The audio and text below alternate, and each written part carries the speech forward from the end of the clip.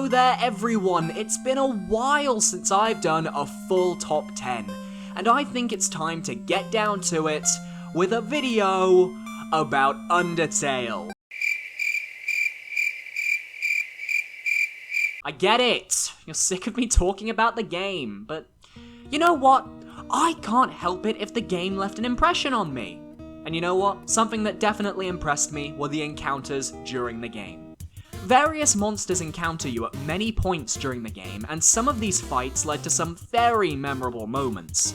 Now, for this list, I'm going to be looking at the different encounters with each of these monsters from the pacifist and genocide routes if applicable.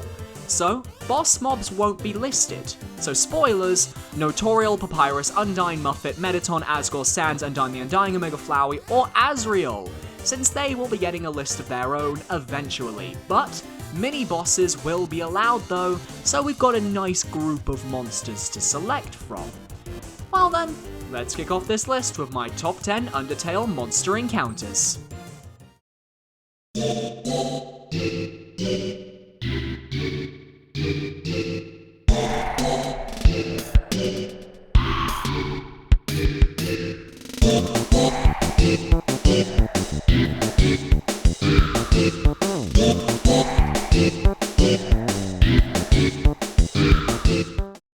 At number 10, I'm going to start with one of the first enemies in the game.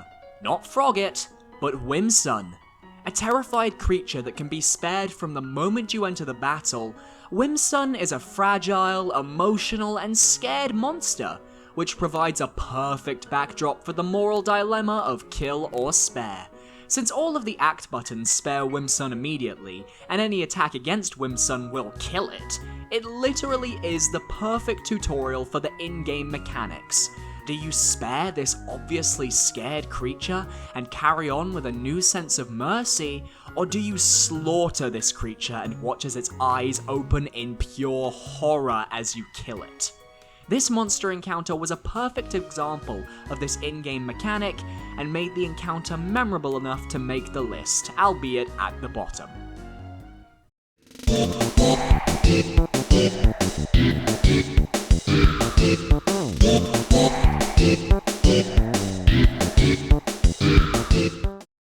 So, for the number 9 spot, I have a massive pick, because there are so many monsters around.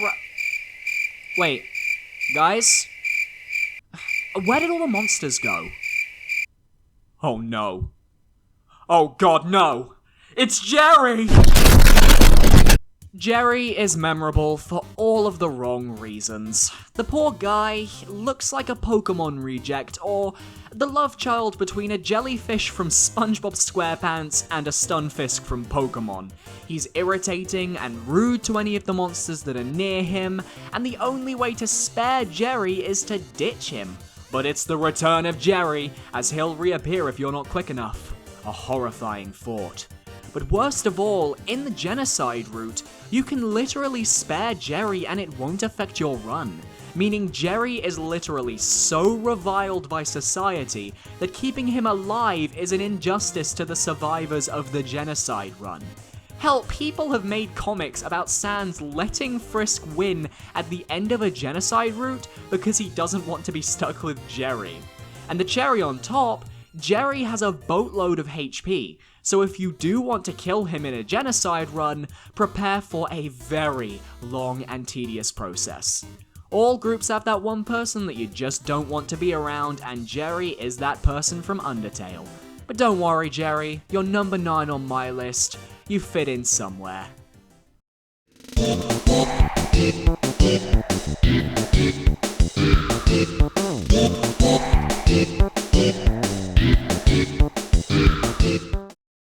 So, now we've ditched our number 9 encounter, let's move on to our first waterfall enemy. And now, we're going to a monster many people don't usually remember, Moldbig. The bigger version of Mold Small and Mold Average, this first monster encounter genuinely frightened me to a small degree on my first playthrough.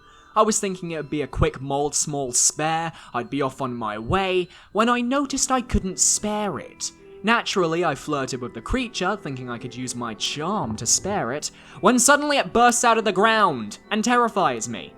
Moldbig actually strikes a chord with me personally though, as the only way you can spare it is very relatable to me. You can either lie down to make it understand the meaning of life, but that's kind of boring. Instead, you can unhug Moldbig.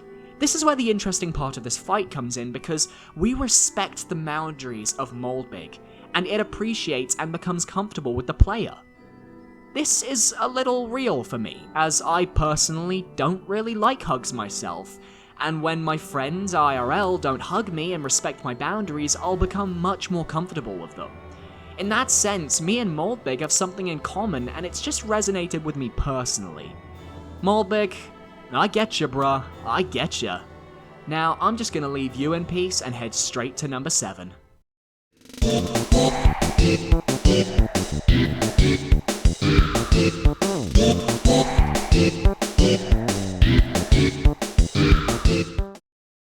We're heading back to Snowdin now for a tied spot, but the reason why these two encounters are tied is because you need to do one to get the other.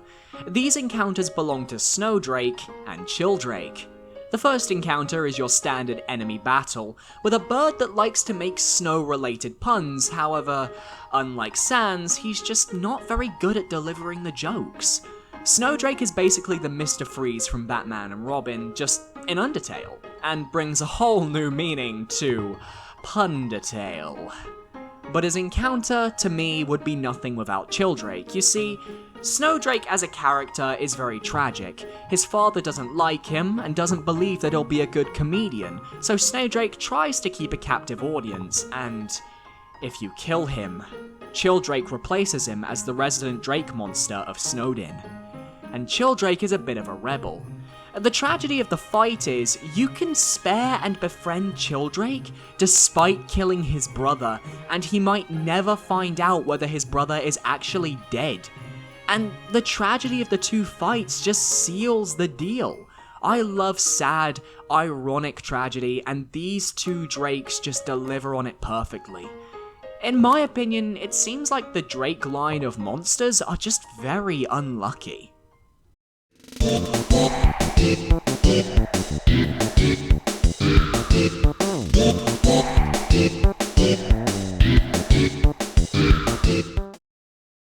Just missing out on the top 5 is probably one of my favorite encounters for the pure hilarity of it all.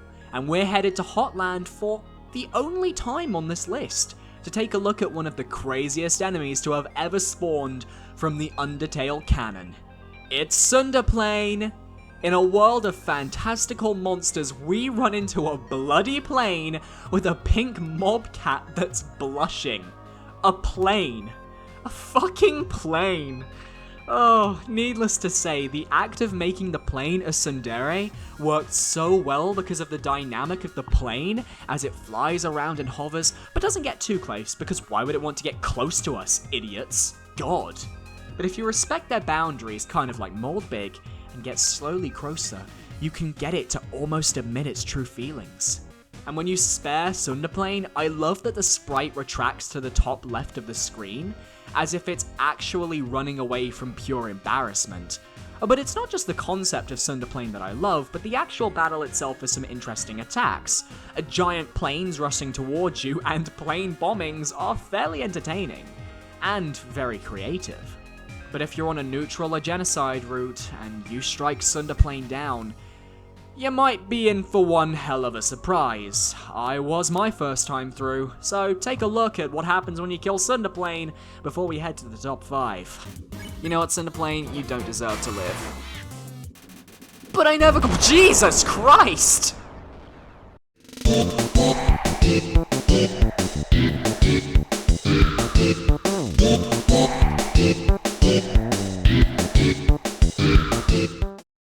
So, the top 5 are a little more important to me than the other characters, since these next 5 monsters all have a more prominent place in the fandom, and each has some interesting tidbits about them that makes their fights very interesting. So, flame shield up, let's start with our favourite ghost Napster Blook.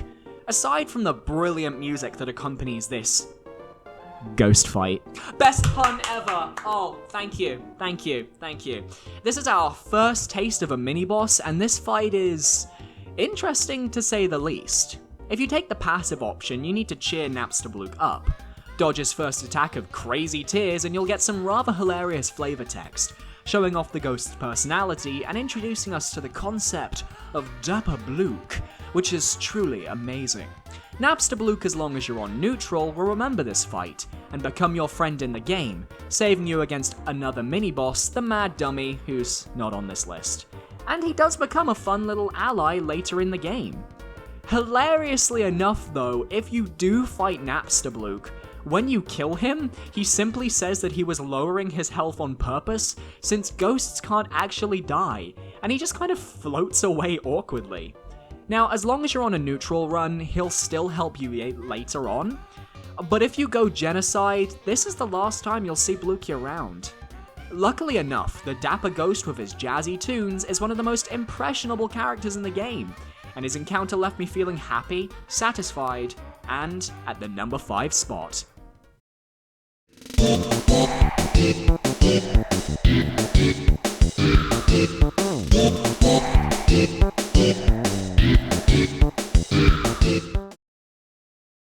Hi, my name's Tammy, and this is my friend Tammy. Hi, I'm Tammy, and this is my friend Tammy. Hi, I'm Tammy, and this is my friend Tammy. Hi, I'm Tammy, and this is my friend Tammy. Hi, I'm Bob. Hives!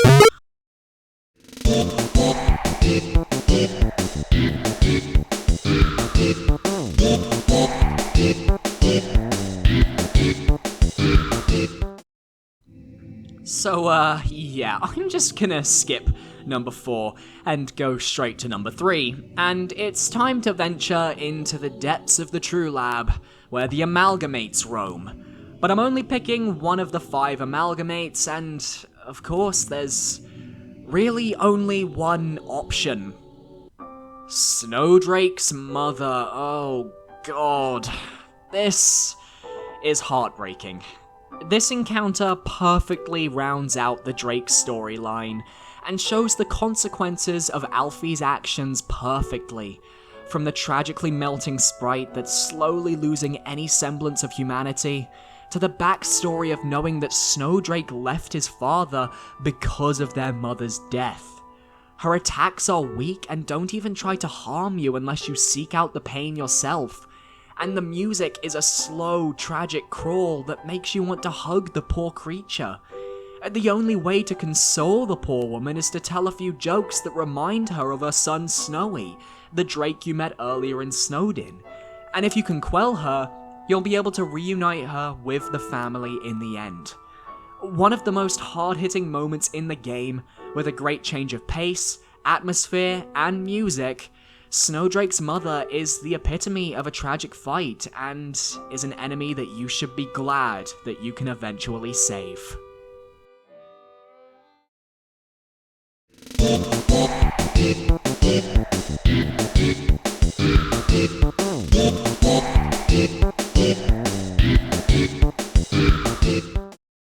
It's back to Waterfall we go, because at number 2, we have the singing maiden known as Shyron.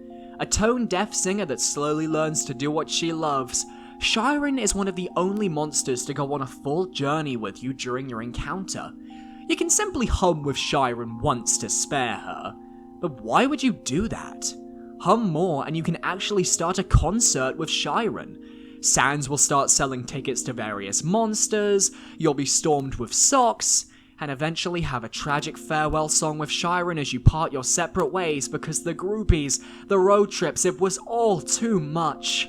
A rare instance of a story being told and a character being developed in an encounter, Shyron's fight is entertaining and helpful, since if you reach your farewell, you'll remember her tune, which can help you put a certain enemy in the core level to sleep with her song.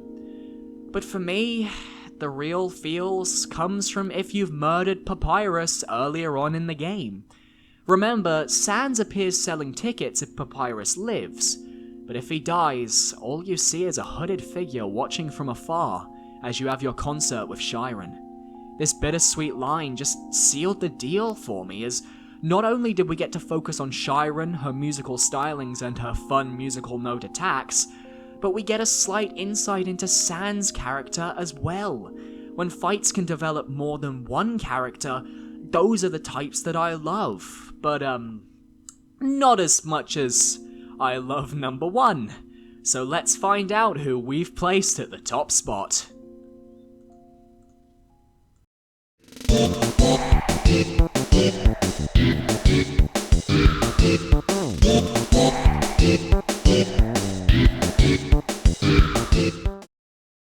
I really tried, guys. I really tried to find a symbolic and emotional reason that makes this fight the number 1 spot. But the number 1 Undertale monster encounter for me, it's just fun.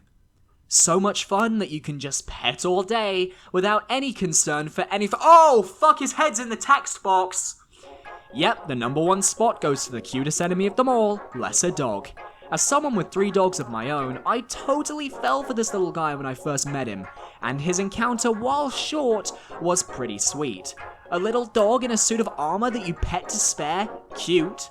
But then, on my Let's Play of the game, I discovered his secret, and it became a whole other ballgame, because if you pet Lesser Dog, his neck will slightly extend. But what some players discovered is that his neck will extend forever. To exhaust all of the flavor text, you have to pet Lesser Dog 54 times.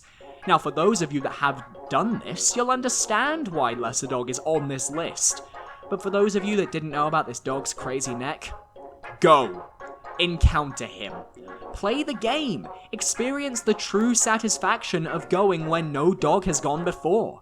Lesser Dog doesn't have a tragic backstory. Hell, he's a very minor character, and only appears twice in the game after his initial encounter, building snow dogs in his sentry station, and playing poker against himself at Grillby's. But this battle, and the 54 pets, made sure that out of all of the random encounters in this game, his is the first one I can remember when someone asks me about Undertale's encounters. So there you have it, guys, my top 10 Undertale monster encounters. If you enjoyed this video, please feel free to leave a like, comment, and subscribe. Check out my other work such as top 5 Undertale boss themes or my Undertale Let's Play. And if you want more top 10s and top 5s, then please support my work. Thank you so much for watching, and I'll see you next time, guys. Goodbye.